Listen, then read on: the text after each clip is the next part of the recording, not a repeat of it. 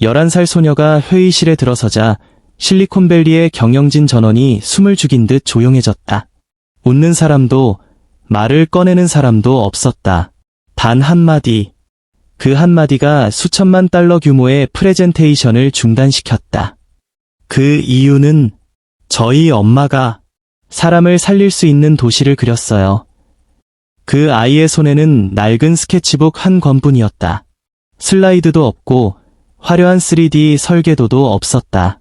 하지만 바로 그 단순함이 거대한 테크 기업을 멈춰 세우고 귀 기울이게 만들었다.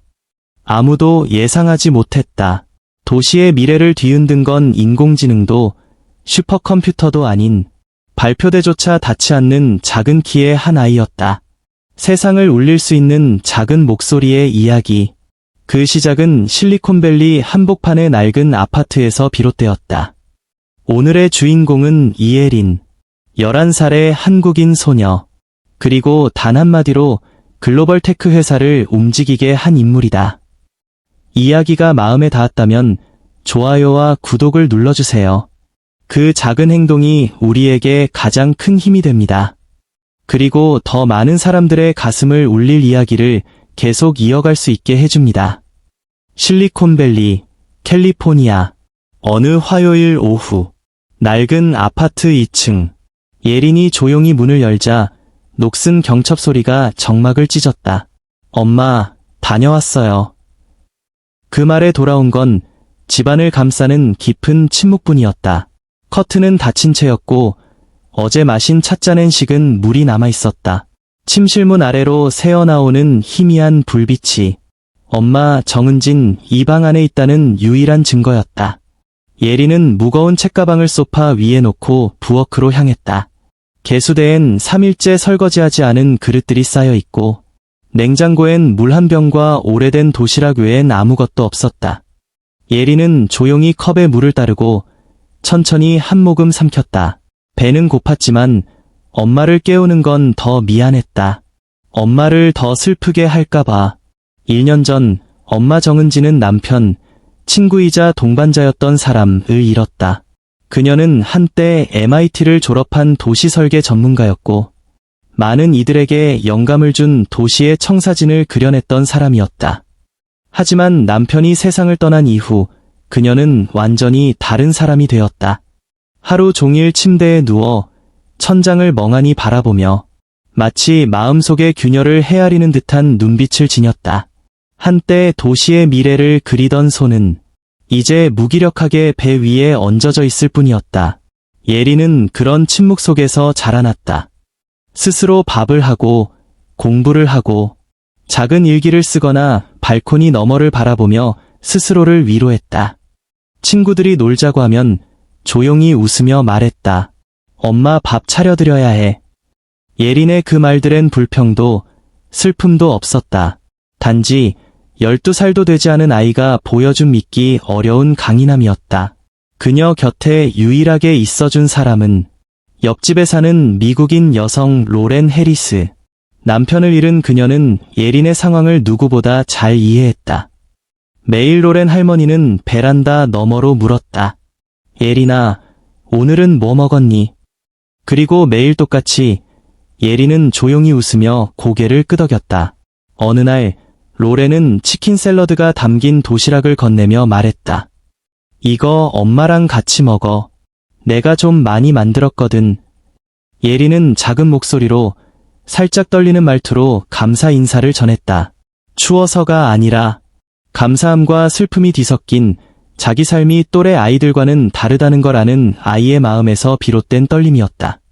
하지만 어느 밤 마법 같은 일이 조용히 시작되었다. 펜이 종이를 긁는 소리, 몇 달 동안 듣지 못했던 그 익숙한 소리. 엄마가 그림을 그리고 있었다. 약한 손전등 불빛 아래 엄마의 등이 조용히 집중한 채로 그려지고 있었다. 예린은 문을 살며시 닫았다. 그날 밤 몇 달 만에 처음으로 푹 잘 수 있었다. 왜냐하면 엄마가 다시 연필을 잡았기 때문이다. 다음 날 아침 예린은 일찍 일어났다. 엄마 방 앞에서 문을 두드리고 조용히 방을 정리하기 시작했다. 침대 옆 작은 탁자를 닦던 중 살짝 열린 서랍 하나가 눈에 들어왔다. 낡은 종이 냄새가 은은히 퍼졌다. 살금살금 서랍을 열자 그 안엔 하나의 세계가 펼쳐져 있었다. 콘크리트도 고속도로도 대형 쇼핑몰도 없는 도시.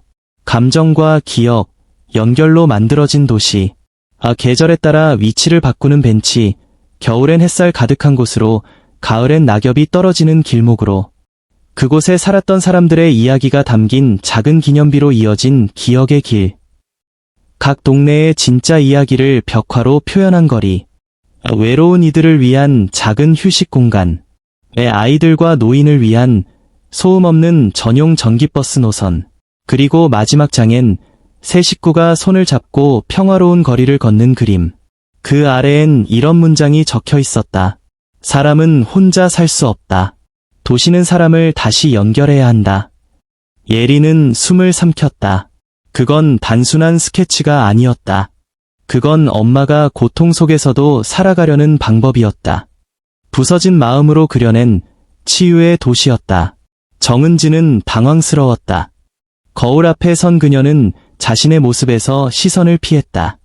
부스스한 머리카락, 구겨진 옷, 수개월 동안 침묵 속에 살아온 야윈 얼굴, 마음 한구석에서 속삭이는 소리. 이런 모습으론 누구도 만날 수 없어. 난 짐이야. 하지만 돌아섰을 때 그녀는 딸의 눈을 마주쳤다. 그 눈빛엔 간절함만 있는 것이 아니었다. 희망이 있었다. 지쳐 보이고 마른 11살의 작은 아이가 자신의 엄마를 믿는 눈으로 바라보고 있었다. 마치 엄마가 고개를 끄덕이기만 하면 세상이 변할 수 있다는 듯이. 그리고 은지는 외면할 수 없었다. 거실에는 리처드 바네스가 조용히 기다리고 있었다. 그녀가 나서자 그는 즉시 자리에서 일어나 깊이 고개를 숙였다. 그녀가 상상했던 것과는 달랐다. 차가운 시선도 냉정한 분위기도 없었다. 그저 진심 어린 존중만이 느껴졌다. 죄송합니다. 아이가 선을 넘은 행동을 했습니다. 은진의 첫 마디는 부끄러움과 걱정이 뒤섞인 목소리였다. 그러나 리처드는 고개를 천천히 저었다. 아닙니다. 오히려 저희가 중요한 것을 배웠습니다. 그래서 부탁드리고 싶습니다. 포거스토니의 인간 중심 도시 프로젝트 휴먼 센터드 시티를 이끌어주세요. 우린 선생님의 철학이 필요합니다. 기술이 아니라 사람을 위한 도시를 만들고 싶습니다. 그 순간 은지는 바로 대답하지 않았다. 하지만 리처드는 보지 못했다. 그녀의 눈동자가 아주 오랜만에 조용히 생기를 되찾고 있다는 것을. 그 뒤에서 예린이 조용히 엄마의 손을 꼭 쥐었다. 두근두근 뛰는 가슴. 불안해서가 아니라 처음으로 엄마가 세상과 다시 연결되고 있다는 사실이 느껴졌기 때문이다. 며칠간 은지는 깊은 고민에 빠졌다. 리처드의 제안은 분명 기회의 문이었지만 그 문 뒤의 세상은 너무 밝고 멀게만 느껴졌다. 1년 넘게 세상과 단절되어 살았던 자신이 과연 다시 사회로 돌아갈 수 있을까? 그리고 감정으로 가득 찬 그 스케치들이 정말 수치와 예산, 효율이 지배하는 세상 속에서도 가치가 있을까? 그러던 어느 고요한 저녁, 예린이 스케치북을 품에 안고 방에 들어왔다. 그녀는 천천히 그러나 또렷하게 말했다. 엄마, 나 세상에 엄마 도시를 보여줬어. 혼자였다면 무서웠을 거야. 하지만 그 도시를 알고 나니까 더는 무섭지 않았어. 그 말은 은진 마음속 어두운 구름을 가르며 빛 한 줄기를 뚫고 들어왔다. 은진은 스케치북을 펼쳤다. 낯익은 그림들, 남편과 함께 나누던 그 수많은 꿈과 밤을 담은 도면들. 이제 남편은 없지만 그 꿈은 딸의 마음속에서 계속 살아 숨쉬고 있었다.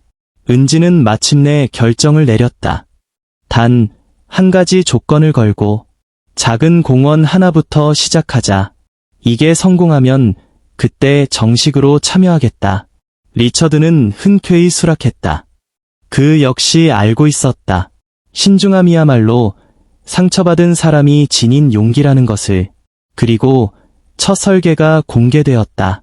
모두가 말없이 도면을 바라봤다. 그것은 단순한 공원이 아니었다. 한편의 살아있는 그림이었다.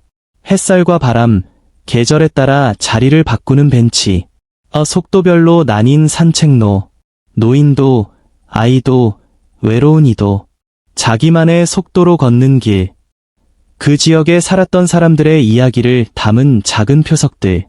리처드는 조용히 속삭였다. 이건 단순한 공원이 아닙니다. 서로를 다시 사랑하는 법을 배우는 공동체입니다.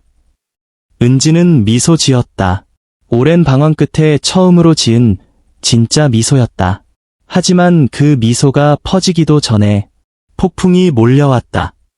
회사 내 반대 세력이 본격적으로 움직이기 시작했다. 마케팅 부사장 존슨과 기술 부서장 밀러는 공개적으로 프로젝트를 비판했다. 우린 꿈을 팔 수 없습니다. 이동하는 벤치나 이야기하는 벽 같은 감성적 개념에 투자할 자본가는 없어요. 프로젝트는 이사회회의 안건으로 끌려 나왔다. 치열한 논쟁이 오갔다. 리처드는 지키려 했지만 거대한 이익이라는 물결 앞에 그는 홀로 설 수 없었다. 그러나 기적이 일어났다. 잊혀진 줄 알았던 예린의 발표 영상이 누군가에 의해 온라인에 업로드된 것이다. 영상은 순식간에 퍼졌다. 11살 소녀가 스케치북 하나 들고 인간을 구하는 도시를 이야기한다. CEO를 침묵시킨 것은 기술이 아니라 사랑이었다. 커뮤니티는 들끓었다. 언론, 방송, 학계 플랫폼까지 모두 예린과 그 프로젝트를 언급하기 시작했다. 사내 분위기도 바뀌었다. 망설이던 직원들이 자부심을 느끼기 시작했다. 포거스톤이 마음을 가진 사람들의 회사. 그러나 존슨과 밀러는 물러서지 않았다. 긴급회의를 소집하고 이사회에 공식 문건을 제출했다. 요구사항은 다음과 같았다. 프로젝트 전면 취소. 리처드의 권한 축소. 동화 같은 환상을 전략에서 제거할 것. 은지는 무너졌다. 모두 제 잘못이에요. 리처드가 저 때문에 공격받고 있어요. 너무 빨리 나선 걸지도 몰라요. 그러나 예린은 고개를 들고 말했다. 엄마, 우린 틀리지 않았어요. 그 사람들은 아직 몰라요. 하지만 언젠가는 알게 될 거예요. 그리고 아무도 예상하지 못한 일이 벌어졌다. 젊은 직원들이 자발적으로 프로젝트를 지지하며 비공식 팀을 구성했다. 엄마의 스케치를 현실로 만들기 위한 행동이었다. 제니퍼라는 20대 젊은 엔지니어가 10명의 동료들과 함께 이동식 벤치의 경로를 설계하는 앱을 밤마다 만들었다. 그들은 야근했고 수당도 없었고 이름도 남지 않았다. 하지만 믿었다. 마침내 최종 이사회 회의가 열렸다. 존슨과 밀러는 여전히 반대를 외쳤지만 이번엔 데이터가 대답했다. 브랜드 인지도 30% 상승. 잠재 고객수 급증. 회사 호감도 역대 최고 수치 기록. 이사회 의장이 물었다. 이게 부정적인 영향인가요? 존슨은 아무 말도 하지 못했다. 결과가 발표되었다. 프로젝트 공식 승인. 리처드 CEO 유지. 존슨과 밀러. 퇴직 요구. 그날 오후 리처드는 은진 모녀의 집을 찾았다. 그는 조용히 꽃다발을 놓으며 말했다. 감사합니다. 두 분 덕분에 제가 왜 이 일을 시작했는지 다시 떠올릴 수 있었습니다. 그 순간 더 이상 어떤 말도 필요 없었다. 왜냐하면 모든 것은 연필로 그린 하나의 꿈에서 시작되었기 때문이다. 그리고 11살 소녀는 믿었다. 마음이 도시를 만들 수 있다고.